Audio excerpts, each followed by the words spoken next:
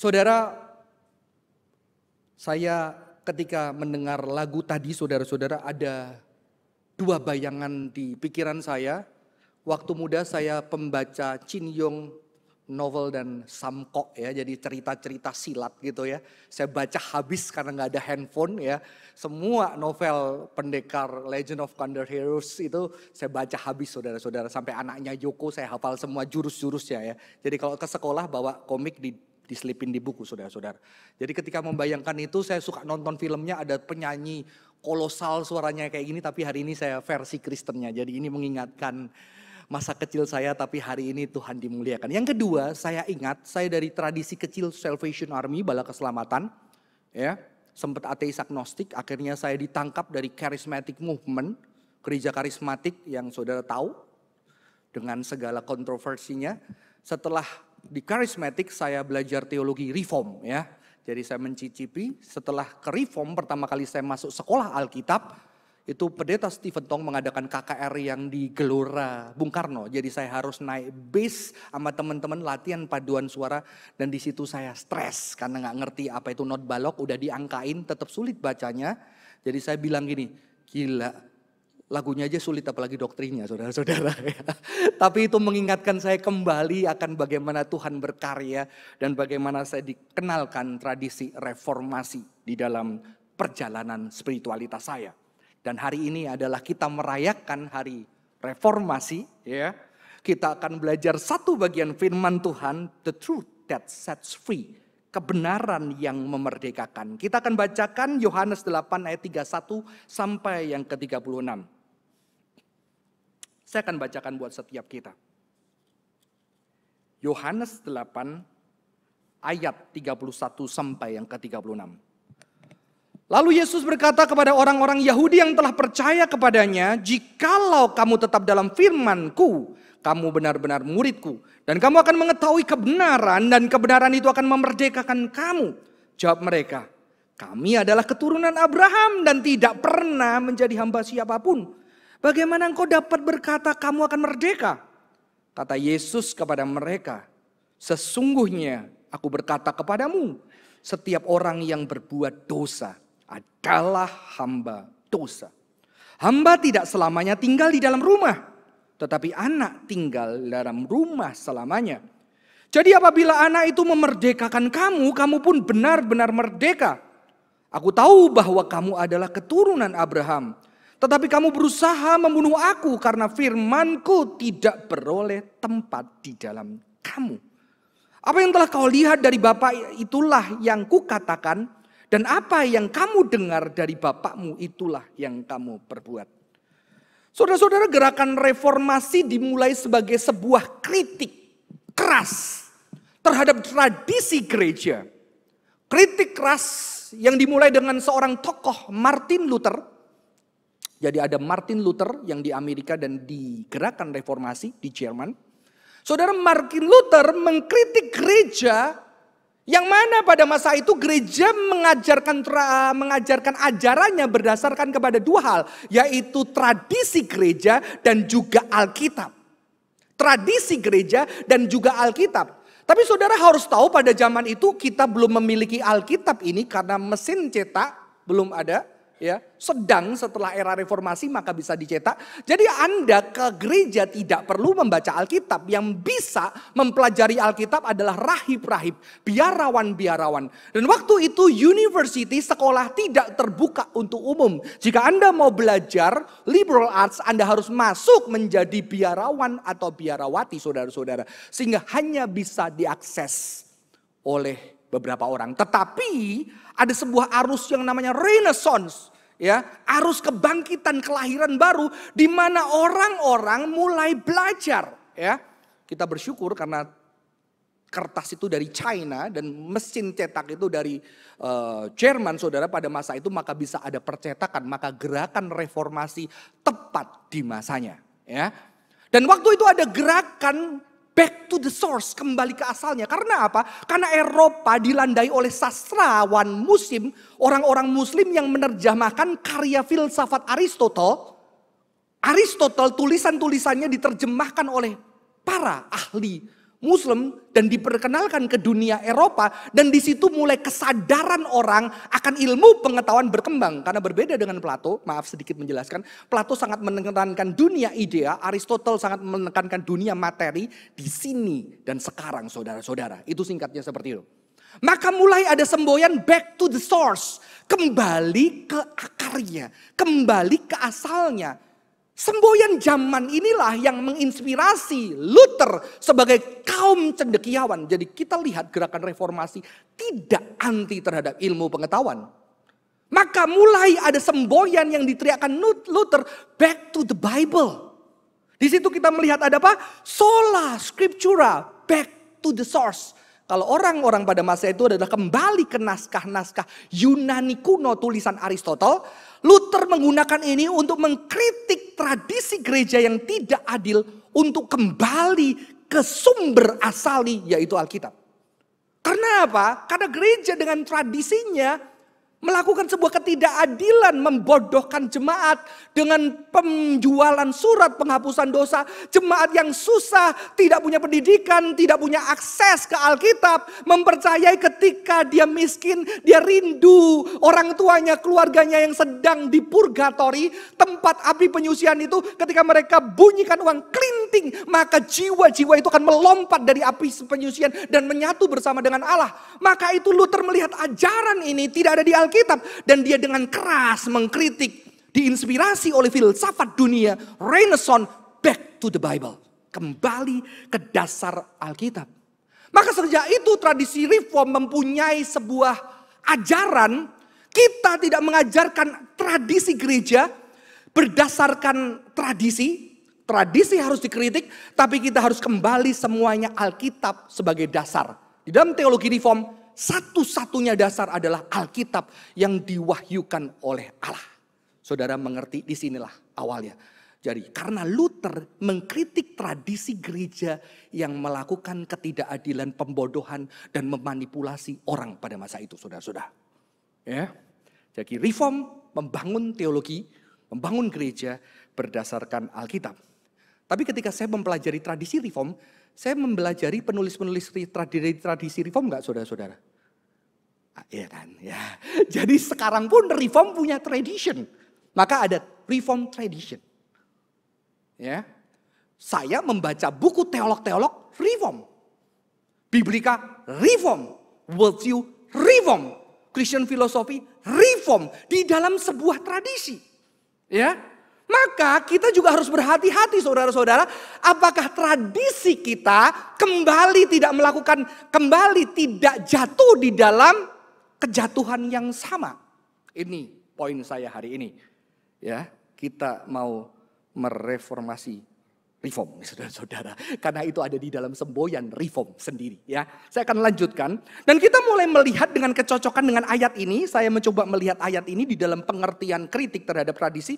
Saudara-saudara, kita melihat bahwa ternyata di Injil Yohanes ini agak berbeda dengan Matius, Markus, Lukas. Karena apa? Di dalam Injil Yohanes ini penulis sangat keras terhadap Yahudi. Karena apa? Karena orang-orang Kristen mulai diusir. Ketika engkau jadi Kristen, lu bukan anak gua. Ketika lu jadi Kristen, kamu bukan orang Yahudi. Aku tidak boleh makan bersama kamu. Aku tidak boleh bergaul bersama kamu. Kamu bukan Yahudi. Di dalam tradisi keras Yahudi ketika Yohanes ini ditulis, sangat keras ketika engkau menjadi Kristen. Kamu bukan bagian dari komunitas. Bahkan ada doa yang bernama Birkat Haminim. Saya pernah menyampaikan, ketika engkau jadi Kristen, di sinagog ada doa yang mengatakan, biarlah pengikut Nasrani mati seketika dan namanya tidak tertulis di dalam kitab kehidupan bersama dengan kami orang-orang benar. Itu adalah Birkat Haminim, doa bagi orang-orang kafir atau orang-orang yang sudah sesat, yaitu saudara dan saya. Ya. Dan di dalam kondisi itu, maka Alkitab Yohanes sangat keras. Kitab Yohanes keras terhadap tradisi. Tapi sesuatu yang menarik, karena Yohanes juga fair, dan di sini dikatakan bagian yang pertama, Yesus berkata kepada orang-orang Yahudi yang telah percaya kepadanya. Jadi tidak semua orang Yahudi menolak, saudara-saudara. Ya.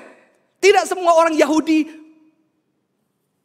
bersikap semena-mena terhadap orang Kristen.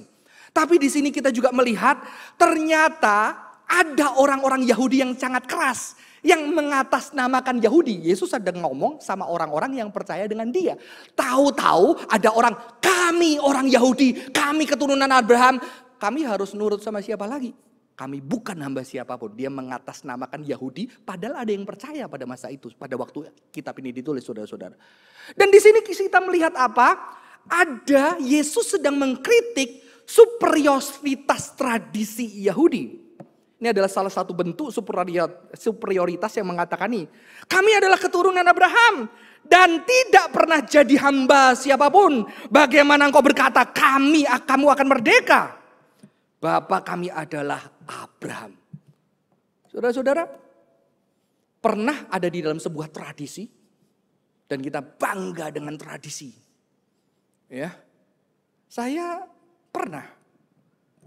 Saya cukup bangga ketika saya punya darah. Saya sangat bangga dulu sama kakek saya. Karena kakek saya pendekar, saudara-saudara. Dia asal dari Santung, jago kungfu. Saya diceritain, wah dulu gak berani sama engkong semua, diajar pakai tongkat katanya. Gurunya engkongmu adalah salah satu guru pasukan khusus di kerajaan apa. Dari tradisi itu, wah bangga banget saudara-saudara. Apalagi saya googling, wah ternyata adiknya engkong saya sampai hari ini ada di Google. Sebagai salah satu pendekar kungfu di Semarang, saudara-saudara. Ada namanya ya. Marganya seperti saya, makanya saya dipendetakan kemarin sama teman-teman GKI Fix, saudara. Wah, saya bangga. Wah, tidak kebetulan saya belajar dari muridnya, cucu muridnya engkong saya secara tidak sengaja. Ternyata saya belajar dari cucu muridnya begitu. Oh, kamu keturunannya. Wah, kamu itu sebetulnya kok kamu. Wah, semakin bangga. Padahal nggak jago-jago banget saya sama guru-guru itu, saudara-saudara. Ada kebanggaan. Apalagi di dalam tradisi itu diajarkan, ini kungfu utara, jangan belajar kungfu selatan. Kungfu utara itu gerakannya itu indah dan gagah. Kalau selatan pendek, karena orang selatan pendek, orang utara tinggi, jadi kurang indah. Ya, wah dulu bangga. Dan itu ada arogansi, ada kesombongan, saudara-saudara. Ya untung saya belajar Wing Chun, kungfu selatan, saudara. Ternyata, waduh. Ketemu orang pendek, jarak dekat, tanganmu panjang gak ada gunanya saudara-saudara. Ternyata ada kekuatan yang berbeda. Kuda-kudanya kuat, tangannya cepat, pendek banget, kuat banget ya. Ternyata ada hal yang saya belum belajar. Saudara-saudara, bahayanya sebuah tradisi itu seperti ini. Kita bisa merasa superioritas, merasa diri lebih dan tidak mau dengar yang lain. Dan ini saya alami ketika saya belajar teologi reform. Masuk sekolah. Kamu tahu teologi kita, teologi yang paling mendekati kebenaran. Wah saya dulu, wah keren nih. Wah kamu ngapain sekolah ini karena sekolah ini kuat dan segala macamnya. Wah tambah bangga. Apalagi dosen saya, pendeta Siventong, pendeta Yakub Susabda. Walaupun saya bukan siapa-siapa saya bisa, wah saya murid reform. Belagu banget saudara-saudara. Begitu saya pulang ke teman-teman karismatik, oh kamu tidak Alkitabiah, tidak eksposisi, tidak ngerti hermeneutik, memperkosa ayat-ayat Alkitab. Akhirnya teman-teman saya di karismatik, Johan kok sejak pulang belajar Alkitab kok malah merasa dirinya paling benar. Karena memang benar. Wah, teologi yang mendekati kebenaran. Ya, kalau mendekati kebenaran berarti tahu kebenaran di situ, ya kan? Kenapa nggak ngomong bilang paling benar aja? Kok kamu tahu benar di situ, kok mau deket-deket doang? Saudara-saudara, sejak itu saya berubah hari ini. Saya tetap bersumbang sih reform dalam tradisi saya. Saya merubah teologi reform bukan mendekati kebenaran, merindukan kebenaran. Karena harus terus belajar. Harus tidak merasa diri paling benar. Tapi terus belajar karena merasa diri kita masih kurang. Karena dunia teologi, dunia pemahaman begitu luasnya. Saya harus rendah hati mengatakan saya terus mau merindukan kebenaran itu dinyatakan. Karena berbahaya ketika kita merasa superior. Ya, saudara-saudara, maka mereka merasa apa? Mereka sudah merdeka. Aku punya privilege, aku keturunan Abraham, aku tidak perlu mendengar Yesus. Aduh, kamu muridnya siapa? Ahli Farisi siapa? Tidak pernah tercatat Yesus muridnya siapa.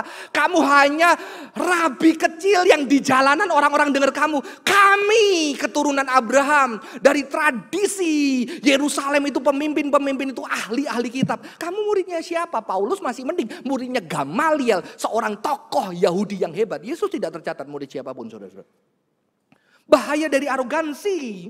Ketika kita merasa kita superioritas dan arogan. Bahkan dicatat mereka berusaha membunuh Yesus atas nama tradisi dan kebenaran. Saudara, ini yang perlu kita ingatkan. Karena reformasi dimulai dengan kritik terhadap tradisi yang tidak adil. Tapi kita harus hati-hati, tradisi baik nggak? Baik. Ya. Tradisi baik, banyak anak muda sekarang, apa ini musiknya gerejanya tradisional, tidak menerima perubahan, nggak boleh ada drum, nggak boleh ada lampu. Beberapa tahun lalu ribut gereja, nggak boleh ada drum. Akhirnya yang tua tahu ya udahlah daripada bolehlah drum, tapi nggak boleh alatnya, cuma bunyinya aja. Anak muda, ngapain? Apa bedanya cuma bunyinya, 3 alatnya ditunggu. Tapi hari ini saya bersyukur ya, ada drum, ada piano saudara-saudara. Ini keren banget dan ada paduan suara tadi. It's really beautiful.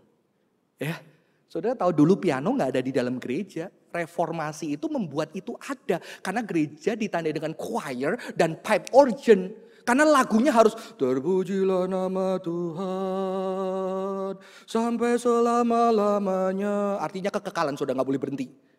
Itu konsep lagunya. Ya, baru ada musik-musik. Jadi reform pada zaman dulu kontemporer saudara-saudara. Ya, makanya saudara-saudara sesuatu yang indah ketika ada di sini. Maka saya tadi bisa menikmati keindahan paduan suara dengan bahasa yang saya mimpikan dari kecil. Saya pengen bisa Mandarin saudara-saudara. Mengapa? Karena saya sekolah di negeri dikatain Cina terus. Cuma satu Cina dimintai duit kerjanya saudara-saudara. Saya pengen belajar Mandarin, saya dengerin lagu Mandarin, saya hafal itu. Sevung Cente Aiwo. Nggak tahu artinya saudara sampai hari ini. Ya, lagu apa lagi? Zaman saya ya. Kan kolai, saya hafal. Setelah kuliah hobinya ke pasar atom saudara-saudara. Jadi denger lagu Mandarin tapi akhirnya nggak ada, ya cuma bisa belajar kungfu sekalian. Kalau dimintain duit bisa diajak berkelahi saudara-saudara ya. Saya punya tradition itu, tradisi penting. Makanya anak muda kadang-kadang, wah buang tradisi. Ya buang aja itu tradisi angpau. Seneng kan? Kalau lu seneng aja gak mau buang. Saudara, tradisi angpo itu bersyukur kecuali kita sudah menikah ya. Beban itu saudara-saudara yang muda-muda. Tradisi itu sesuatu yang indah. Tapi juga tradisi itu setiap era, setiap zaman punya tradisi. Punya ekspresi menyatakan cinta Tuhan dan bagaimana Tuhan berkarya melalui kehidupan kita, betul? Ada yang Tuhan berkarya melalui lagu Why have you chosen me out of million your child to be. You know all the wrong. Pujilah, pujilah, buatlah dunia. Saya kalau dengar lagu itu, to God be the glory, to God. Waduh keren. Tapi ada yang terkena, hanya Engkau pribadi yang mengenal hatiku, tiada yang tersembunyi. Ada tradisi yang Tuhan bisa masuk dan menyatakan cintanya di dalam setiap tradisi. Tetap kembali yang tidak berlawanan dengan Alkitab, saudara-saudara. Ya, bahaya. Tradisi penting, tetapi tradisi juga bisa berbahaya. Tradisi bisa memecah belah, tradisi bisa menyakiti, tradisi tapi juga sesuatu yang tidak mungkin kita lepas dari tradisi, betul? Tidak mungkin kita lepas dari tradisi. Paling tidak kita membuat tradisi baru, saudara-saudara. Saudara, saya akan putarkan sebuah video yang menatakan bahwa ketika sesuatu menjadi tradisi, kalau tidak berhati-hati juga bisa bahaya. Silahkan videonya diputar. Ini adalah satu penelitian psikologi, saudara-saudara, tentang orang yang dibohongin. Nanti sekitarnya itu waktu bunyi bel suruh berdiri. Nanti kita lihat apakah dia berdiri, saudara-saudara. Silahkan ditampilkan LCD-nya. Jadi ada sekian orang, kalau ada bunyi tit, mereka berdiri semua untuk menguji orang yang satu ini kira-kira ikut berdiri. To answer that question, we set up a hidden camera experiment to see if this woman would stand up at the sound of this tone. Simply because everyone else is. You might be thinking you'd never go along with this. Kalau saudara di sana ikut berdiri nggak? Akhirnya berdiri tanpa alasan. After just 3 beeps and without knowing why she's doing it, this woman is now conforming perfectly to the group. Lalu dikurangin satu-satu. But what orangnya happens suruh if we pergi take the satu-satu group sampai away? dia sendirian. Elaine, please.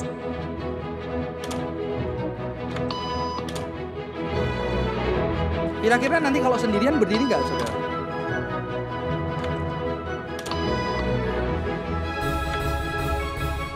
Mari kita saksikan.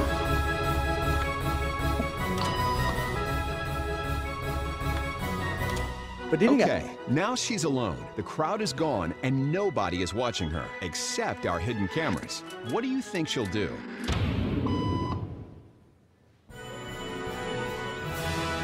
She's now conforming to the rules of the group without them even Sekarang being ada Now, jemaat baru. watch what happens when we introduce another outsider who doesn't know the rules. Tidak tahu aturannya. Kira-kira berdiri nggak? Have a seat and they'll be out in just a couple minutes. Thanks so much.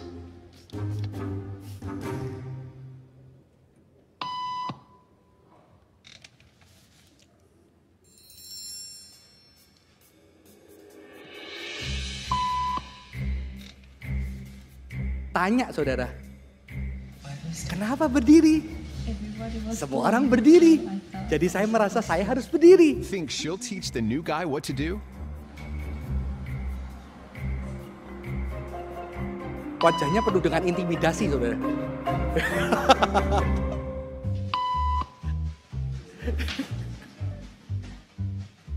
We kept the cameras rolling as more unsuspecting patients arrived.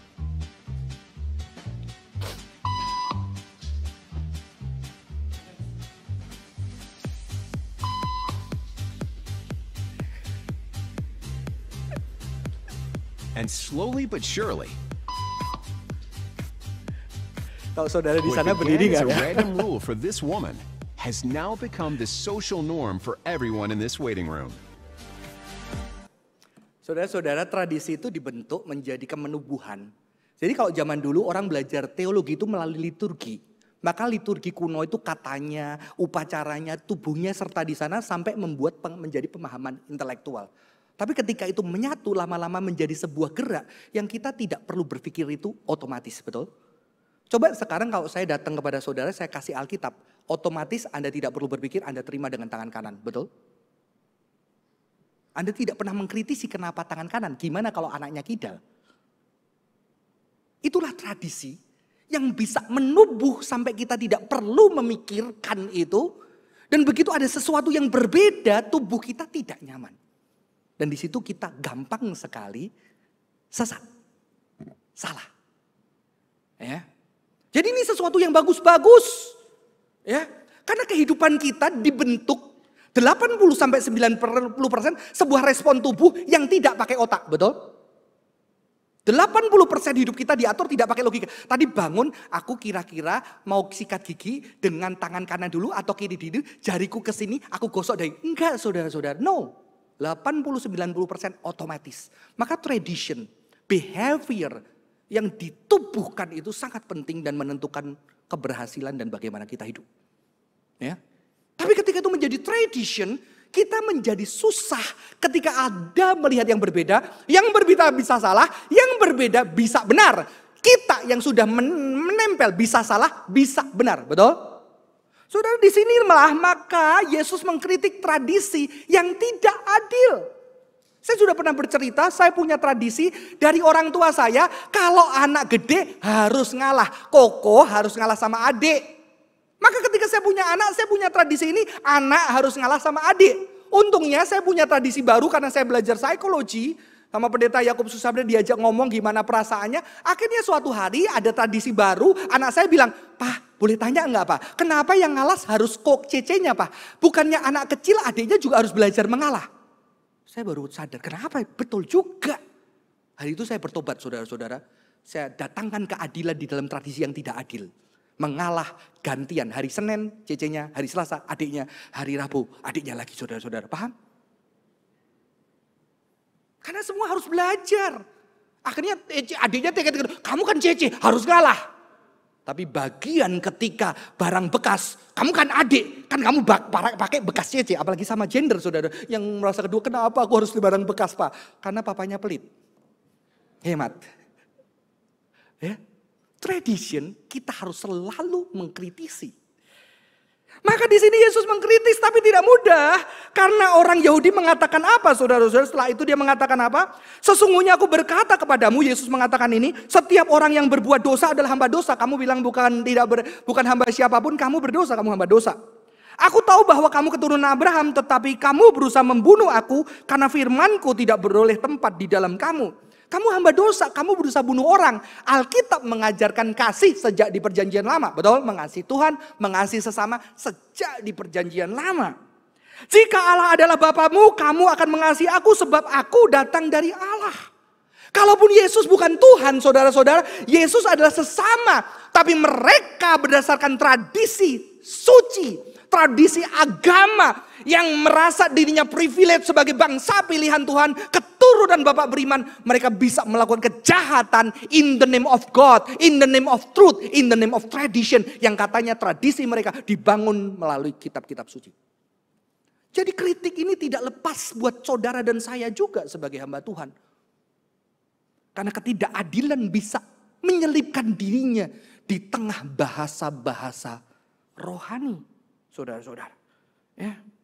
Dan di sini bahaya kekuasaan karena apa? Karena mereka mengatasnamakan kami orang Israel. Padahal tadi ada orang yang udah percaya Yesus, betul? Tapi mereka kami. Suka kan gitu kalau di gereja nggak puas menurut banyak jemaat. Padahal 1-2 orang doang saudara-saudara. Berapa banyak hitung. Setelah kami mendengar dari jemaat sudah bikin survei. Paling 1-2 teman kita yang sudah kita briefing dulu gitu ya. Karena gak setuju dengan sesuatu kebijakan gereja saudara-saudara. Ya. Saudara-saudara ada bahaya kekuasaan. Yang berdosa yang membuat mereka jahat. Saudara-saudara ketika kita berbicara orang yang menyalibkan Yesus. Kita jangan ngomong hanya Yahudi. Karena beberapa ahli memisahkan. Tidak semua orang Yahudi membenci Yesus. Tapi ada Yahudi elit yang bernama Yudaioi. Yudaioi adalah Yahudi Yerusalem yang sangat berkuasa secara politik, kekuasaan, punya uang, punya lobby dengan Herodes, punya lobby di dalam penguasa untuk mendatangkan kesejahteraan. Dan mereka akan terganggu dengan kehadiran rabi-rabi yang baru yang tidak masuk di dalam golongan mereka. Dan in the name of tradition, mereka bisa membunuh, menyakiti sesama atas nama Tuhan, kebenaran dan tradisi sucinya. Dan disinilah justru kehilangan. Mereka yang mengerti kasih, kehilangan kasih. Inilah yang banyak dikritik Yesus. Maka Yesus mengkritik anak sulung. Anak yang bungsu hilang tapi dia ketemu kasih Tuhan. Dia pulang mengalami kasih bapaknya. Tapi anak yang sulung tinggal tiap hari dengan bapak yang penuh kasih. Tapi dia tidak punya kasih. Itu kritik Yesus kepada orang-orang Yahudi yang beribadah setiap hari. Tapi kehilangan kasih dan penerimaan. Ya. Saudara-saudara, inilah artinya firman. Saya akan bacakan ayat selanjutnya. Jika kamu tetap di dalam firman-Ku, kamu benar-benar murid-Ku, dan kamu akan mengetahui kebenaran, dan kebenaran itu akan memerdekakan kamu. Saya baca ayat selanjutnya. Hamba tidak selamanya tinggal dalam rumah, tetapi anak tinggal dalam rumah selamanya. Jadi apabila anak itu memerdekakan kamu, kamu pun akan benar-benar merdeka. Jadi yang membebaskan apa? Yang membebaskan adalah firman. Yang membebaskan apa? Anak. Dan yang membebaskan apa? Memerdekakan kebenaran. Kristus dan kasih karena tanda orang yang hamba tadi adalah orang Yahudi adalah mereka memang anak Abraham tapi mereka diperhamba dosa, yaitu dosa kebencian, arogansi, merasa diri paling benar, dosa yang bisa mengakibatkan mereka membunuh sesamanya, bahkan membunuh Tuhan sendiri. Membunuh kebenaran. Atas nama kebenaran. Membunuh Tuhan atas nama tradisi, saudara-saudara. Jadi arti orang yang dimerdekakan adalah orang yang menerima firman, kebenaran, kasih. Kebenaran adalah kasih, kasih adalah kebenaran, sesuatu yang tidak terpisah. Ada orang, ini kebenaran. Gak perlu kasih dulu. Kebenaran dan kasih selalu berpadu dan tidak pernah terpisah. Dan dialah Yesus yang akhirnya memerdekakan ketika orang percaya kepadanya. Ada kasih yang besar. Dia terus dibaharui untuk bagaimana bisa mengasihi sesama. Mengasihi Tuhan. Mengasihi diri. Inilah sang kebenaran yang bisa memerdekakan kita dari dosa. Dan dosa, saudara kalau lihat kata dosa pertama kali muncul di Kejadian. Bukan ketika Adam dan Hawa makan buah. Tapi ketika Kain mau membunuh saudaranya sendiri. Disitulah pertama kali kata dosa muncul di dalam Alkitab. Ketika seorang kakak yang harus menjaga adiknya membunuh dengan tangannya sendiri saudaranya sesamanya. Tapi Yesus yang sulung itu memberikan dirinya untuk mengasihi, bukan membunuh. That is truth sets you free. Jadi the truth sets free adalah apa? Tidak dikuasai dosa dalam konteks Alkitab ini. Kesombongan yang merasa superior, abuse of power, menyakiti sesama, menyalahgunakan kekuasaan, menyakiti sesama atas nama Tuhan, kebenaran dan tradisi suci. Maka saya suka semboyan reform, ini favorit saya. Ecclesia reformata semper reformanda. Gereja reformasi yang terus membaharui diri. Itu semboyan reform. Terus mengoreksi diri. Terus berubah. Tidak boleh mandek. Karena kita manusia sedang disempurnakan Tuhan. Salah satu teologi reform adalah progressive sanctification. Ya, pengudusan yang terus berproses sampai kita berjumpa Kristus dan sempurna. Sebelum itu kita belum sempurna. Maka kita perlu membaharui wajah gereja. Membaharui diri setiap kita. Jadi apa yang kita bisa pelajari hari ini. Dibebaskan dari kebencian, arogansi. Yang bisa meniadakan orang lain. Karena itu bisa menyusup di dalam institusi kekuasaan. Kebanggaan akan tradisi kita, saudara. Saya cukup belajar. Karena ketika saya dulu dari tradisi yang satu. Ketika saya mengenal reform, saya cukup bangga dengan kereforman saya. Sekarang saya bisa menjelaskan sejarah pemikiran barat. Mulai dari Plato sampai postmodern. Bisa menjelaskan sejarah gereja. Saya bisa belajar filsafat. Saya mengerti doktrin. Saya ngerti asalnya dari mana. Saya bisa arrogance. Tapi Tuhan menegur saya. Suatu hari istri saya nunjukin sebuah foto pastor Instagram. Pastor Gram. Ini lagi terkenal. Pasti gak belajar Alkitab. Sombong banget ya saudara saya. Gak belajar Alkitab. Iya tapi dia luar biasa dipakai Tuhan. Pastor Gram. Ya. Tahu-tahu kita diperjumpakan. Jadi saya khotbah, dia kesaksian saudara-saudara. Di satu company yang cukup besar. Saya berkhotbah, dia kesaksian. Terus dia ini kamu pelayanan bareng sama dia. Sudahlah males. Pasti ya gitulah, cuma cerita-cerita kesaksian dan pengalaman hidup. Tapi ketika saya duduk sama dia, kok saya ngerasa, gue ini kok sombong banget ya jadi hamba Tuhan. Ngerasa diri paling pinter. Akhirnya Tuhan tegur saya dan saya merasa, kayaknya saya harus bertobat dengan saya merendahkan diri saya. Ketika saya bertemu, saya sengaja saudara, saya harus belajar, melatih tubuh saya untuk belajar hargain orang lain. Saya ambil air minum saya, Pastor ini silakan air minum. Saya sambut karena saya harus melatih tubuh saya untuk belajar rendah hati. Dan saudara tahu, ternyata Tuhan mempermalukan saya lebih lagi. Ketika saya kasih dia, saya berkhotbah. Setelah berkhotbah dia bersaksi. Dia pastor yang sangat terkenal. Dan saya tersentuh dengan pelayanannya. Dan ketika dia turun, dia bilang, kok Johan, aku hamba Tuhan yang gak belajar teologi. Aku sering kena akun satir di Instagram. Karena dianggap tidak ngerti teologi. Kok boleh gak jadi mentor teologi saya? Seorang hamba Tuhan terkenal. Yang cuma punya hati melayani jiwa-jiwa, mengenalkan dia akan Kristus. Dia tidak tahu siapa. Saya tidak terkenal itu, dia bilang, boleh gak aku ajarin? Aku bilang gak perlulah, jadi teman aja nongkrong kafe. Sudah tahu pastor itu? Pastor almarhum Raditya Olowan yang rambutnya gondrong, istrinya artis. Dia mau belajar. Kadang-kadang tanya, kirim kok khotbah ini salah gak? Kok sesat gak? Sudah Tuhan permalukan saya. Saya sombong. Bukankah kebenaran itu harusnya kasih kerendahan hati? Sejak itu saya belajar.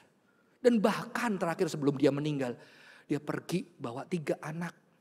Tatoan, gak lulus SMA semua. Satu cuma, melayani jangkau jiwa-jiwa cuma jadi sopir driver ojek. Gojek. Tapi dia selamatin banyak orang-orang yang kita mungkin gak bisa selamatin. Mereka makan di dosen di STT Reform karena mau sekolah STT Reform. Tapi sayangnya Pastor Reddit keburu meninggal. Saudara, Kita perlu belajar kerendahan hati. Dan ketika saya diundang di gereja, wah, gereja nggak punya gedung karena dia harus sewa gereja lain yang minjemin gedung gratis sehingga jam sore. Tapi tempat duduk nggak ada karena harus ada orang duduk di lantai. Dan begitu saya datang, dia peluk saya. Dan begitu ibadah saya ngelihat, ayo dimulai dengan lagu Indonesia Raya, saudara. Gereja namanya Muda Menjadi Utuh dan Asli. Indonesia Raya, habis itu, ayo jemaat saling mendoakan. Saya melihat, ya pria-pria dipeluk, satu nangis, dipeluk, disayangi. Di situ saya berteriak, teman-teman yang katanya reform, yang mengatakan mereka nggak dipakai Tuhan, siapa? Dan di situ saya belajar. Saya harus membangun komunitas saya. Tapi enggak ya, terus mingguan ada tradisi. Kan GKI punya tradisi. Nanti saya peluk satu-satu, dipecat saya saudara-saudara. Ada tradisi yang berbeda, tapi bagaimana kasih itu bisa muncul. Kas GKI. Mungkin dengan kayak Natal kemarin dibagi bakpao. Ya, waduh itu GKI banget saudara. Bakpao ketika saya gigit, waduh enak gitu. Saya masih kebayang bakpao. Waktu saya jadi ini, udah pengen kungfu aja di depan saudara-saudara. Dengan duduk bareng ketawa. Mungkin gak pelukan. Karena di dalam tradisi kita pelukan itu sangat mahal. Jadi jangan diumbar. Tapi terkadang ketika itu kita perlu saling memeluk. Dan itu lebih berharga kadang-kadang. Betul? Kita perlu belajar dari tradisi lain. Yang pertama yang kita bisa lakukan sebelum saya selesai saudara. Berani mengkritik. Dikritik dan mengkritik diri. Jadi ini yang saya katakan mereformasi, reform. Kata reform, reformation itu tidak boleh selesai. Tidak boleh mandek. Mengutip Bruce Lee, ya, kalau air itu mandek menjadi air yang keruh dan mati, air itu harus mengalir. Wah, saudara-saudara, maka Tuhan menganggap dirinya sebagai aliran-aliran air yang kehidupan yang terus mengalir. Yang tetap esensinya tidak berubah, kasihnya tidak berubah. Katanya Bruce Lee, saudara-saudara, ketika air itu di dalam cup, dia seperti cup, tapi dia bukan cup. Ketika di dalam botol, seperti botol, dia bukan botol. Dia tetap air, karena esens dia adalah water. Kutipannya, be like water, my friend. Ya, saudara-saudara, water, air kehidupan. Kita harus berani mengkritik dan dikritik diri kita, otokritik. Mempertanyakan tradisi kita, karena apa? Karena kita mencintai tradisi kita. Kita rindu tradisi kita jadi berkat. Maka di sini saya juga harus mengatakan kepada yang muda. Yang muda jangan sembarangan, wah ini tradisi tua, ini kolot nih. Saudara, mari kita dengerin generasi-generasi yang tua. Bagaimana tradisi itu menjadi tempat perjumpaan mereka dengan Tuhan. Yang mungkin lagunya beda dengan kita. Ya. Mama saya nggak mungkin dulu zaman saya ada lagu more, I want more. Mama saya ini gendeng apa gitu ya saudara-saudara. Tapi mungkin lagu yang slow.